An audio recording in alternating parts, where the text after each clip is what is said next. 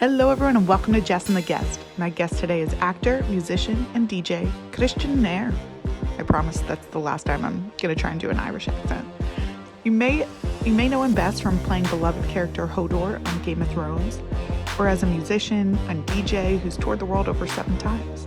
Kristian's one of the nicest people I've ever met, and sure, I had to sell my soul to get him to do this, but I work in Hollywood, baby. I already sold my soul. His talent to transform a one-word character into a character that, after his final scene on the show, had every major celebrity from Bollywood to Hollywood to President Obama commenting on him is just legendary. And Game of Thrones was his first acting role ever. Insane!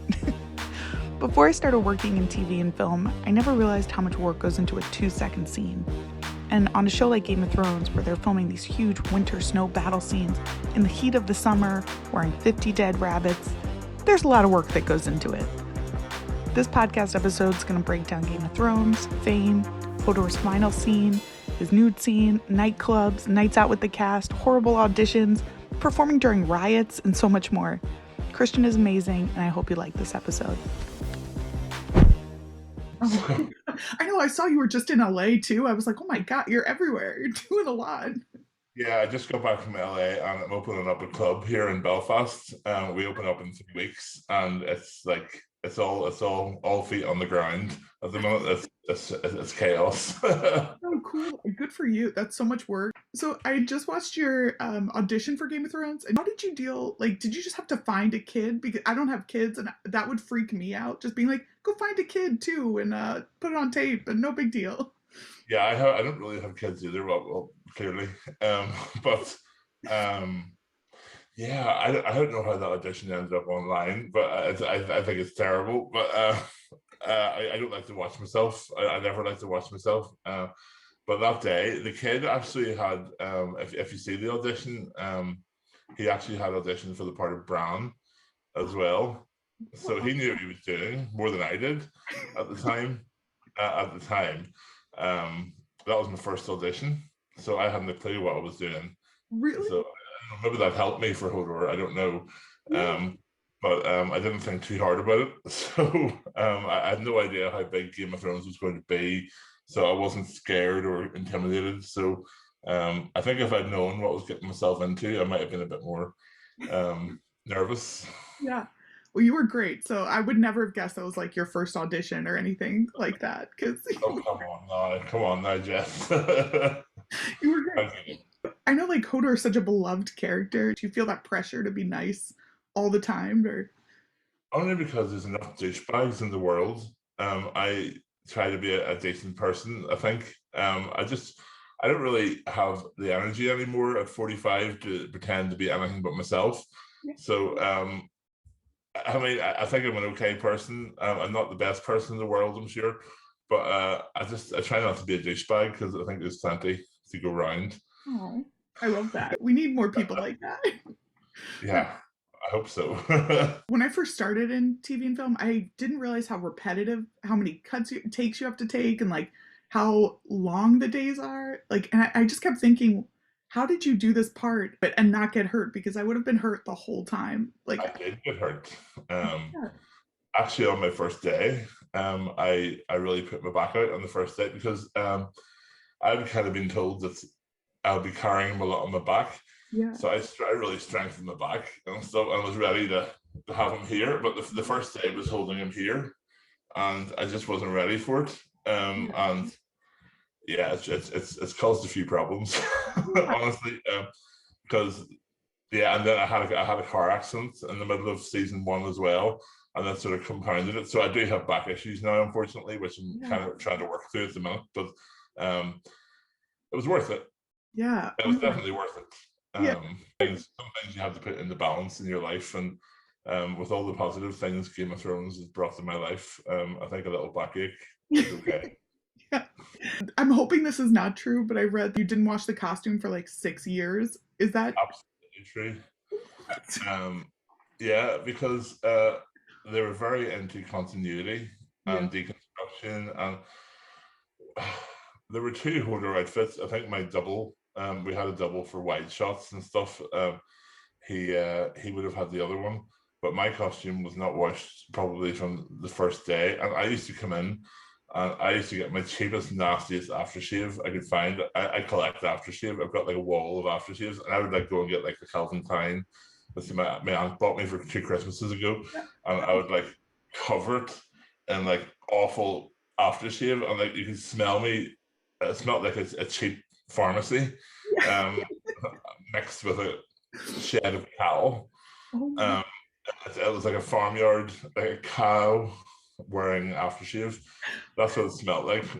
oh my And I could smell it like from outside the trailer. It was horrible because it was really sweaty. Because all the winter scenes were all filmed here in the summer. It was all false snow, so it was always extremely hot. Oh my god. It's torture. I make it sound like torture, but it kind of was. It kind of was torture. A little bit. I was like, there's no way this can be real. This can't be real. Oh my god. That's why I think it was so realistic. They really put us to the mill. Yeah, it's years too. Like that's intense. Because wasn't it like 50? I'm hoping 50 like dead rabbits or something. Or oh They were apparently they were ethically poached, or not poached. Obviously, poached. That's not ethical. Ethically culled or something. I don't know, but I mean, we have a big rabbit population here, and we have myxomatosis still. So I think that you have to kill a certain amount of rabbits. So I think that those are rabbits that were used for that. And they were the rabbits we used in the episode before for the skinning of the rabbits scene. It was so gross. Honestly, I love rabbits. I've got rabbits tattooed on me. Rabbit's my spirit animal. I'm born in the year of the rabbits. And it's like, you can see their little tails, like the little bunny tails and stuff, and their little assholes and their little feet. It was really gross. Oh god. Nightmares, like Hellraiser. I know, now I am too. No. That's so cool about the tattoo though, too. I love that. Yeah, I love rabbits. I mean, I'm a big fan I've got a Watership Down tattoo, which is I don't know if you've seen it, or read the book, but it's a very adult cartoon featuring rabbits. I don't mean adult in a weird way. I mean adult isn't. It's all about death. It's not a porno. It's like death. But anyway. Do you have a favorite scene from Game of Thrones that you filmed? It's a bit morbid, but I mean, I really like my death scene. Yeah. I was proud of that scene. Very proud of it. There's so many. I mean, my own scene. If you're talking about my scene or any scene. I say your scene, but it could be either one. I'm like, whatever. My scene would be my death scene, and probably my favorite scene. I mean, it's not one of the bigger scenes, but I guess it's where Jaime Lannister is captured by Robb Stark. I think it's season 1 or season 2. I can't remember. I think season 2 actually, and he's been captured. He's in a cage. He's sort of mocking Robb, and then he lets Grey Wind in, the wolf, and like it's so cool. He scares the shit out of Jaime. He's trying to look brave. I just really enjoyed that. I love the dire wolves. Yeah. I thought that was a really cool thing. Oh no, your death scene, like I rewatched it again and I knew it was coming and I just cried the entire time. People come up to you a lot and just say like you make them cry or Yeah, it happens. It still happens. It's so long ago. And people still tell me on a regular basis it was like they're like really upset them, or it was really intense just after it happened. People were losing their minds. But yeah, I can't believe people are still talking to me about it. Yeah. No, it was such a powerful scene. Like President Obama talked about it. Like no big deal. Whatever. No, that really blew my mind. Yeah. It's incredible. I mean, what can you say? I was blown away by that. Yeah. How did you film that scene too? Because rewatching it, like just from a production standpoint, I was like, how did they do this? Like it looked very intense. So we had, I mean, it started off in a studio inside like the tunnel in the cave.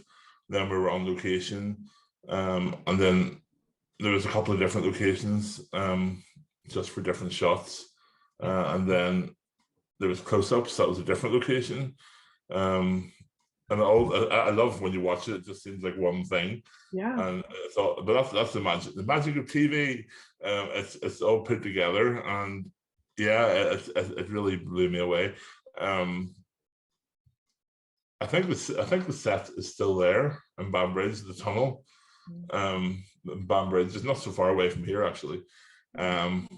So yeah, I would like to go down and see it again someday. Oh my gosh, that would be awesome. I just feel like too, emotionally, I would be such a mess filming that, and it looks so cool. Like, I mean, it was sad to be leaving the cast. Yeah. It was also my 40th birthday. I remember. What? Yeah, like one of my last days was, I think it was my last day of shooting, was my 40th birthday as well, and it was super sad. Yeah. So I always remember my 40th birthday for that reason. Oh my god! Like, I'm a stand-up comic. Like, I'm not an actor by any means, but like, does that? I feel like I would take that home with me, or like that would affect me. Like, I don't know if I could be like, just turn it off, or like when. I didn't realize how sad I would be until I remember taking off the smelly costume for the last time, and it was just like, am I ever going to wear this again? Yeah. Thank God, no. But there was one more time after that for a promo bumper, but that was the last time. What did you think of the Ed Sheeran cameo for in Game of I got in trouble for this at the time. I remember. I mean, I made some flipping comments about, like, I mean, Ed's such a talented musician, and he's like one of the most famous people in the world. Like, I think I made some flipping comment about, like, I thought it was terrible, but only because, not because of his acting or anything. It's just because when I see someone that famous, it sort of takes me out of it for a second. Yeah. It's like, that's not right, But that was the only thing, because it made it, I think, the Daily Mail at the time, which is a shithouse of a paper. I know, I was like, oh God, don't even, Like, Kristian Nairn hates Ed Sheeran. I was like, oh my God, I did not mean that.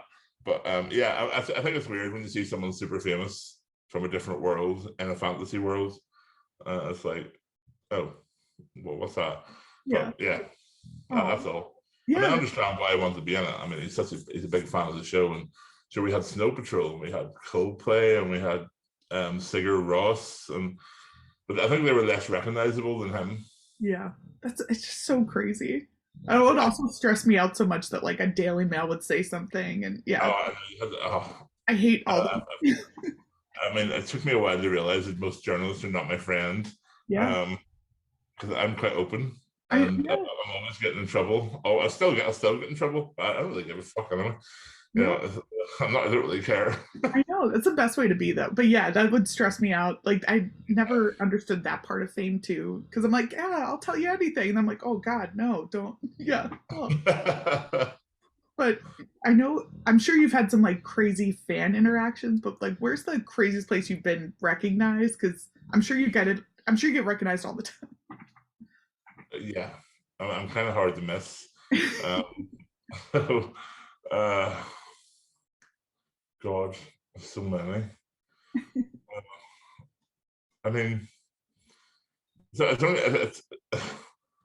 don't mind when I'm out in the world. It always feels a bit weird when I'm like in my hometown, or like I'm in my little bar like down the road from my house. It feels a bit weird when things are that close, or when a neighbor comes up and wants a photograph or something. It's like, I mean, I live here. It's a bit strange. I don't know what it'd be like to be like Kanye West and have like people outside your house at 4 a.m. I don't think I would cope with that very well. Yeah. But yeah, I haven't quite reached that level yet, which I'm kind of thankful for. Yeah, that just seems so intense and scary almost too. Game of Thrones fans, for the most part, I mean, like 99.99% are super respectful and super nice, and I don't really have any issues with them. Yeah. I mean, so we're really lucky in that respect. Yeah. Oh. But Twilight, much as I love. What was meeting George R. Martin like too? I love George. George is one of my favorite people. I've met him so many times over the years. We always seem to gravitate towards each other, and maybe it's a beard thing. I'm not sure. He's oh my God, he has a sparkle in his eye, and I love that. I mean, he's such an intelligent guy. I mean, it's amazing just looking at him and thinking he created this whole universe. And at the start, it was always very humbling. It's like, does he like what I do? Does he like how I've interpreted this character? I've never actually asked him, but I know he does have separate versions of us in his head, you know, because you would have to, you would need to. He has to, obviously he has his own versions of Hodor and all the characters in his head. But he's such a cool guy. His wife Paris is amazing too. I haven't seen him in quite a long time now, so I'm looking forward to catching up sometime in the future. He really gets the whole geek thing. I mean, he really celebrates his fans, and he gets the whole nerd culture thing. For me, at least, it would be so hard to be to do a one-word character, and you did it so brilliantly. But was that harder to do? Some scenes were difficult. I mean, some scenes were very, very intensely body language, and the director definitely wanted something very specific, and sort of without the words to sort of describe what I was doing. I'm trying not to make it in pantomime. You know what I mean? I didn't want to make it like too comedic and too sort of over the top, because it's not a kind of over the top type show. But yeah, I would say it varied. Some scenes, I mean, were like pretty easy, honestly, and some scenes were pretty damn hard. But I enjoyed it. It was a challenge. Oh, do you have a favorite way you've said Hodor? I know that's a weird question, bro. Oh my god, I can't remember. I mean, I guess there was a funny one where I don't know if any of you guys remember this, but we were. It was with Asha, Natalia, and she's complaining about how Isaac and Ellie, Mira Reed, they're by the fire. They're by the fire, sort of relaxing, and we're putting up the tent. We're building the campfire, and she's like, "Why do we always have to do all the work?" You know, and she's just complaining, little Lord this and who he's like he is, and I'm just sort of looking at her going, "What are you talking about?" I mean, and I had to sort of convey that in one word, the Hodor did. And I got quite a lot of feedback. That people got a good laugh out of it. I can't remember how I did it. I mean, that's the thing. I can't recreate it because it had to be there. It's very reactionary. I reacted. So that's how that was done. And then I know your mom's a big Game of Thrones fan. How did you keep the spoilers? Or I would ruin everything. I mean, she knew most of the stuff. Anything that's been I'm looking in the background of my picture here to make sure there's no rubbish in the background. I'm not really tired. You have a cool background. I have an orange background. Anyway, thank you. My mom knew everything up until, I guess, where the book was finished off. So, and I guess I did give her spoilers. I did. She didn't care. She wanted to know. But I know she's a very secretive person, so she's good at keeping a secret. I knew it was fairly safe. See, that's good. My mom would have told everyone. She was like, "Let me tell you." No, she's very Italian, very wow. So that's impressive. But also, how did you prepare for your nude scene too? Because that's such an intense. That's so scary. Or at least for me, it would be terrifying. I don't know if prepare is the right word. I certainly wouldn't want to do it again.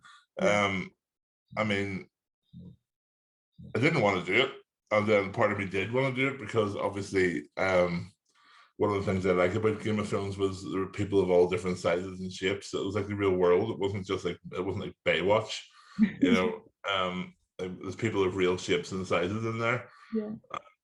I just thought it was good to sort of have a larger guy on screen for a change. Didn't feel like that on the day though. I would have had to drink before or do something. That would have been a terrible idea. It would have been really messy. But they had this horrible prosthetic, like G-string type thing, and it had to be sort of plaited and glued into my own nether region. So it was very undignified, and then it had to be painted to match my own skin while it was on me, which, bear in mind, I was inside it. So, because it was just massive, it was huge. It was like a draft excluder. um, but yeah, it was a very undignified day. Yeah.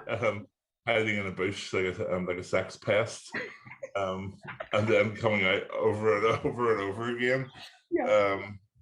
Yeah, I'm glad I did it, but I wouldn't want to recreate it. Let's put it that way. It came out really well, but yeah, just like now that I work in TV and film, I was like, oh my god, that would have been so like it for me would have been terrifying.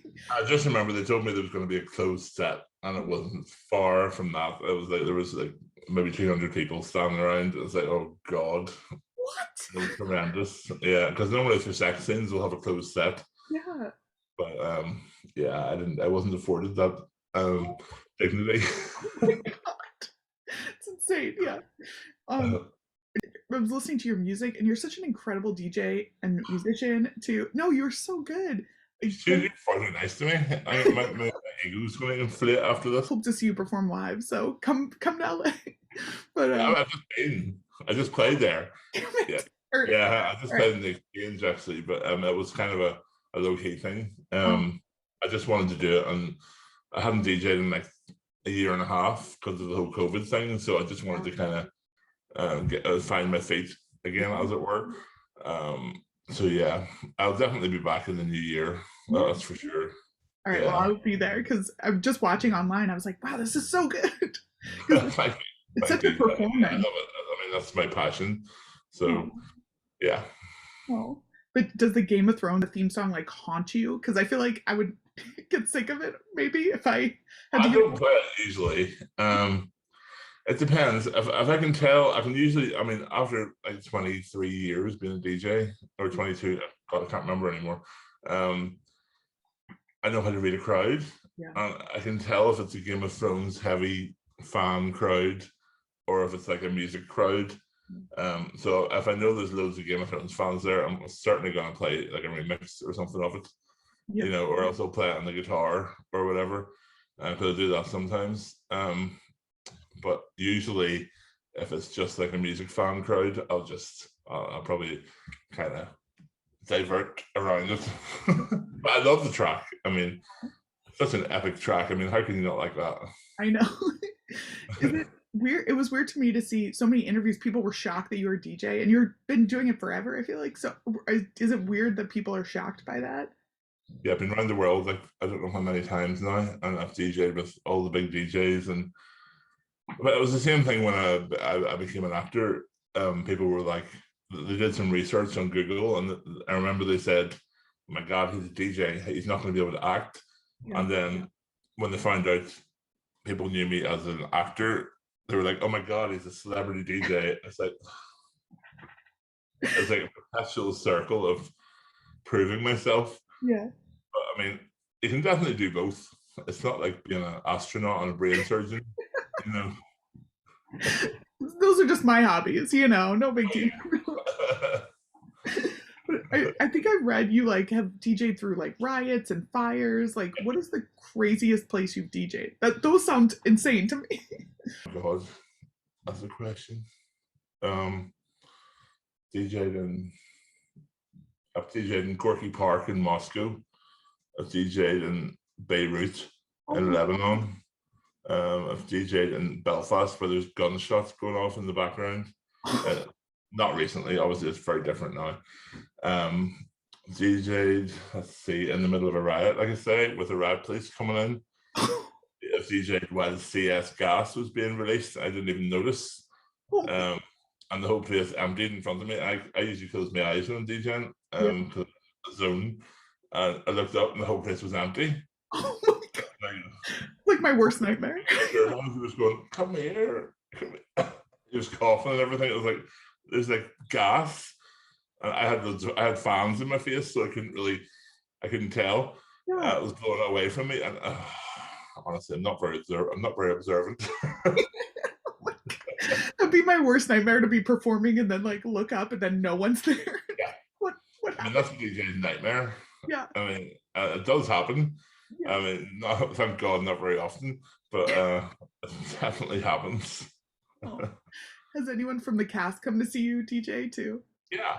While I still DJed in the Kremlin in Belfast, I was a resident there for many years. And I remember Gwen used to come quite a lot. He played Brienne and Finn, and I know that Kit and Richard were there on the first night, and Alfie as well. Alfie ended up on stage with one of the drag queens. I remember that.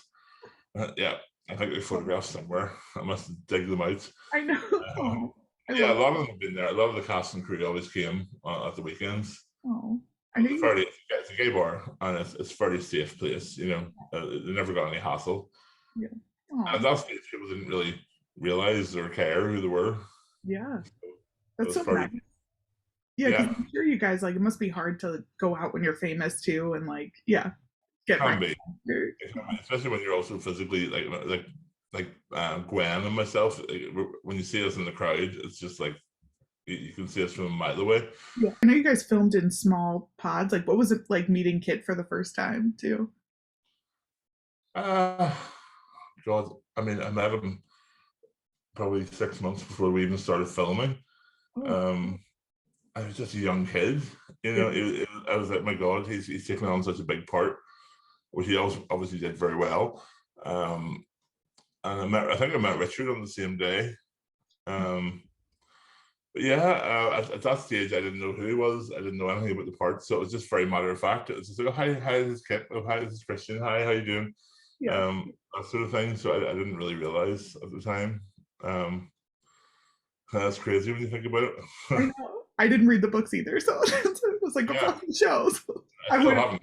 I don't think I will at this stage. I know. I was like, I can't keep track of everyone. Maybe when I've slowed down, maybe when I've retired in like 1,000 years, maybe in my next life, who knows? Okay, so I just have some quick rapid fire questions. Oh my God. I'm sure you don't have any, but do you have any like terrible audition stories? All of them.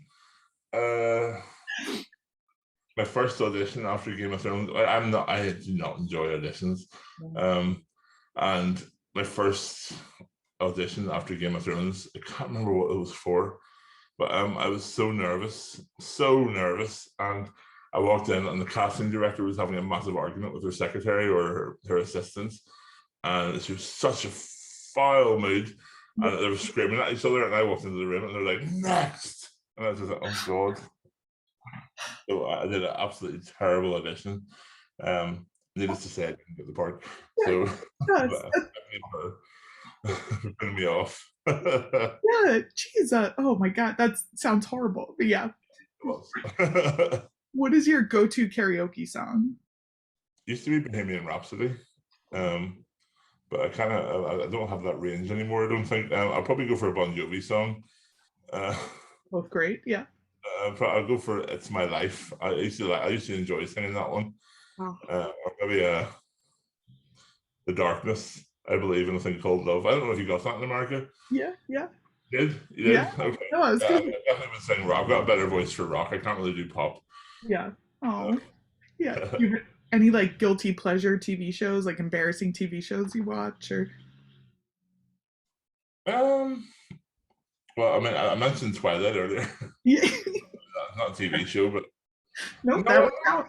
I don't have guilty pleasures. I'm not really guilty about any of them, but my favorite TV show of late has been Wentworth. It was a Australian prison show based on a women's prison show called Prisoner Subjugate from the 70s. It's so good. It just recently ended. Yeah. Probably the best show on TV of late. Ooh. Okay, I'm gonna look this up. It's really gruesome and brutal. If you like Game of Thrones, you'll like this. It's really like the characters are really well developed, and it's knife edge TV. Ooh. It sounds great. I'm sold. Yeah, it's good. And last question: what house would you be in Game of Thrones? And if come on, that's a really easy one. Yeah, that has to be Stark. I mean, I think all of us would answer that. I don't know if you have any sort of affinity or affiliation in the show. I think we're all pretty loyal.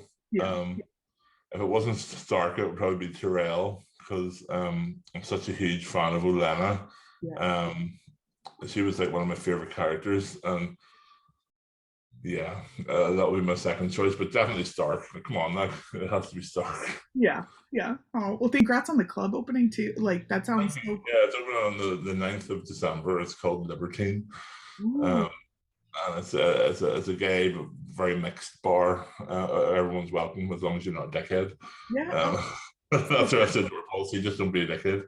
sounds so perfect. And that's there's so much work goes into all of that. So I give you all the credit in the world to No, do all. I've got my business partner is also my best friend. So he's the one. He's a visionary and he's a very hard worker. So I couldn't do it without him. So Oh, I'm very grateful. well, good luck. It's gonna be amazing, and I'm gonna go visit. So. Good.